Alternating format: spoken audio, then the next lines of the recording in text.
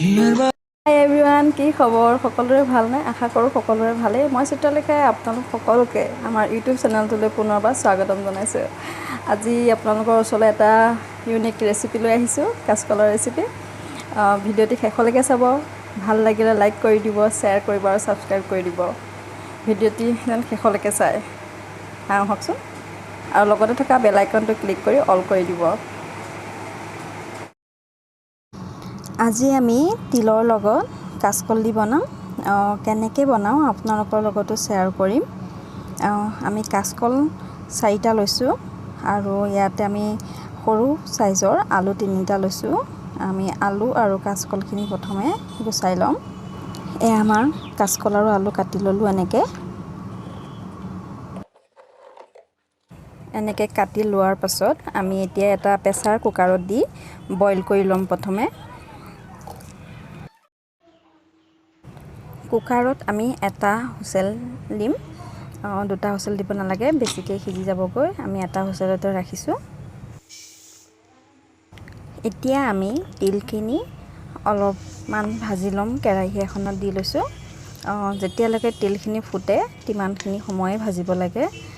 বেছিকৈ ৰঙাকৈ নাভাজিব, নহ'লে খাবলৈ তিতা হৈ যাব। আমাৰ এই তিল ভাজা হৈ গৈছেহি। আমি এতিয়া তিলখিনি মিক্সি জাৰ এটাত দি গ্ৰাইণ্ড কৰি ল'ম। আমি বনাবৰ কাৰণে সকলোখিনি ৰেডি কৰি লৈছোঁ। এয়া আমাৰ কাচকল আলু বইল কৰা হৈ গৈছিল যে। আমাৰ এই তিল যে ভাজি লৈছিলোঁ, তিলখিনি গ্ৰাইণ্ড কৰি লৈছিলোঁ।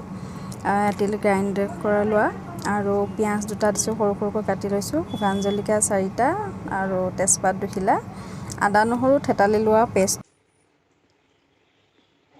আৰু এইখিনি কাচকল আৰু আলু বইল কৰা হৈ গ'ল। আমি এতিয়া কাচকলখিনি টুকুৰা হৈ থকাৰ বাবে আমি ফালি দিম। ফালি দিলেহে তেতিয়া আমাৰ ভাজোঁতে মছলা সোমাই যাব আৰু তিলখিনি লাগি যাব, তেতিয়া খাবলৈ ভাল হ'ব। আমি প্ৰথমে এতিয়া কাচকলখিনি ফাল কৰি ল'ম। এয়া আমি কাটি লৈছোঁ কাচকল। আমি গোটেই কাচকলখিনি এনেকৈয়ে কাটি ল'ম।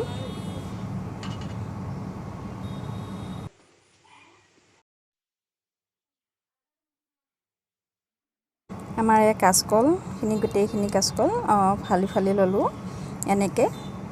আৰু এতিয়া আমি এখন কেৰাহীত তেল দিছোঁ, আৰু তেজপাত 2 খিলাও দি দিছোঁ, 4টা শুকান জলকীয়াও দি দিছোঁ, আৰু কাটি লোৱা পিঁয়াজৰ টুকুৰাখিনি দি দিছোঁ।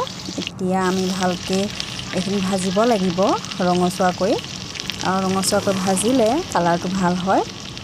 আমি ইয়াতে এতিয়া বইল কৰা কাচকল আৰু আলুখিনি দি দিছোঁ। এইখিনি অলপ ভালকৈ ভাজি ল'ম। আলু আৰু কাচকলটো অলপ তেলত ফ্ৰাই হ'ব লাগে। তাৰপাছতে আমি ইয়াত আদা নহৰু থেতালি লোৱা পেষ্টকণ দি দিছোঁ, কাৰণ আমি তেলত দিয়া নাই।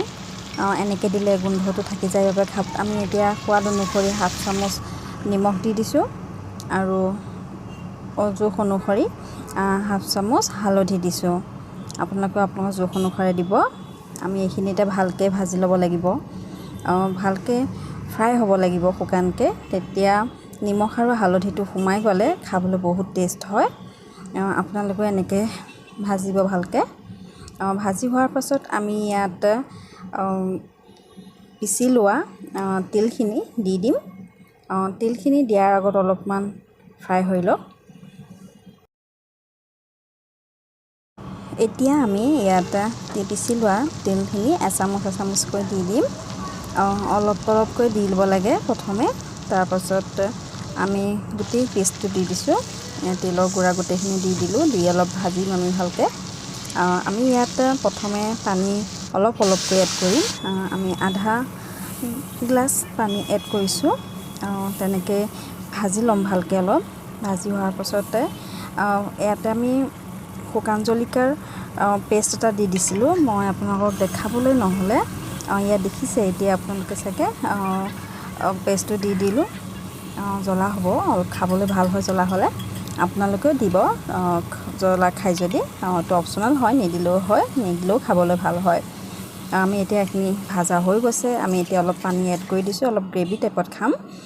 আপোনালোকে যদি শুকানেই খায় শুকানেই খাব, নহ'লে অকণমান পানী দি অলপ গ্ৰেভি টাইপত খাব খাই বহুত ভাল লাগে আপোনালোকে এই কাচকল আৰু তিলৰ ভাজিখনৰ লগত ৰুটিও খাব পাৰে ৰুটি খাবলৈও ধুনীয়া হয় আৰু ভাতৰ লগত খাবলৈ বেছিয়ে ভাল হয় খাব আপোনালোকে আমাৰ কাচকল আৰু তিলৰ ভাজিখন ৰেডি হৈ গ'ল আপোনালোকে এনেকৈ বনাই খাবচোন বহুত ভাল লাগে যিহেতু ময়ো এবাৰ প্ৰথম বনাই খাইছোঁ খাই বহুত ভাল লাগিছে আমাৰ পৰিয়ালত সকলোৱে ভাল পাইছে খাবলৈ আপোনালোকেও খাব এনেকৈ বনাই অন্য এটি ৰেচিপিৰ সৈতে আপোনালোকৰ ওচৰলৈ পুনৰ আহি আছোঁ ভিডিঅ'টি শেষলৈকে চোৱাৰ বাবে বহুত বহুত ধন্যবাদ